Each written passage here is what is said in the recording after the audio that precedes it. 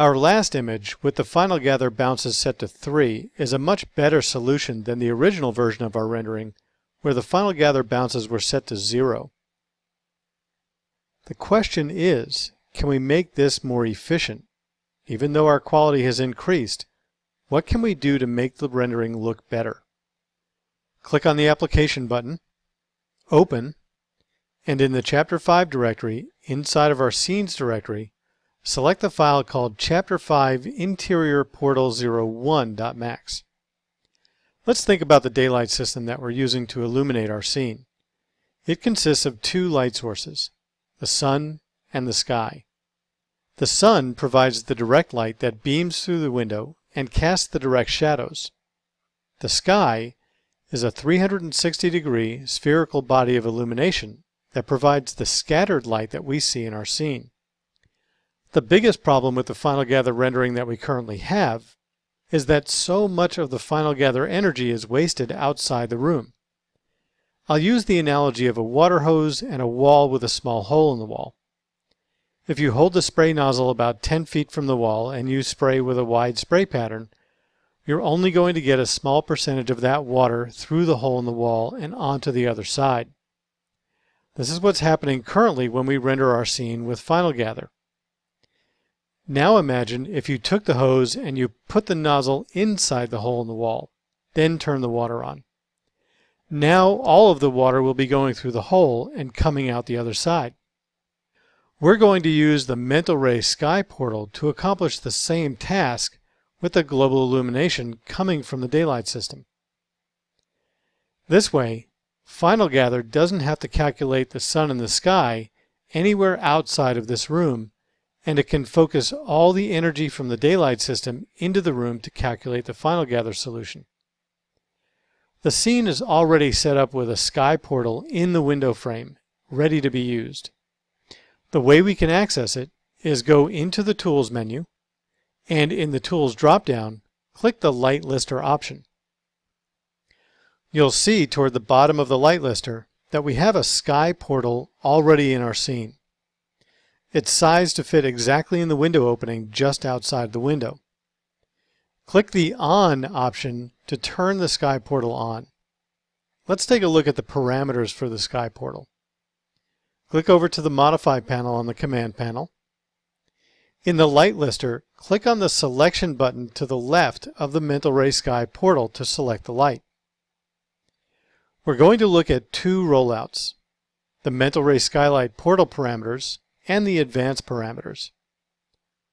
In the Mental Ray Sky portal parameters, the first option is whether or not the portal is on or off, and how bright the light is coming from the portal.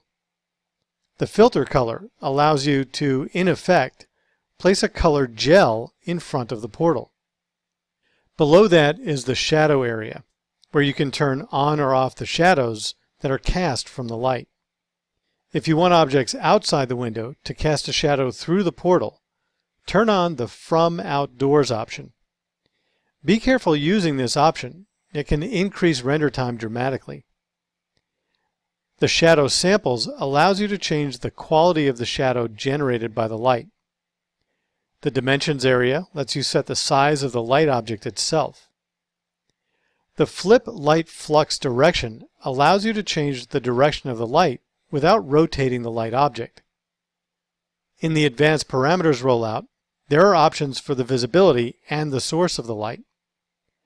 The Visible to Render option will make the Mental Ray Sky portal visible when rendering the scene.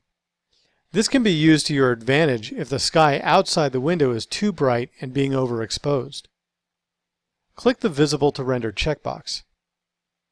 In order to be able to see the environment through the window, we need to reduce the brightness of the visible light. Think of this as adding a layer of window tint film to the visible portal. Click the Transparency Color option. In the Color selector, set the value to 0.02 and click OK to accept the color change.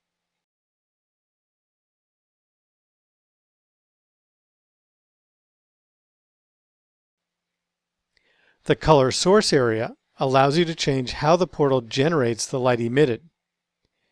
Currently, the Use Existing Skylight option is selected. If you want to use alternate sources, you can select either the scene environment or use a custom shader that can turn the portal light into a true area light. To see the effect of the mental ray portal light, click Render in the Render Frame window. The final gather solution will be brighter yet because almost 100% of the daylight system's energy that's coming through the window is being directed into the room. This energy is not being wasted by bouncing off outside walls of the building and being calculated in areas where no building exists.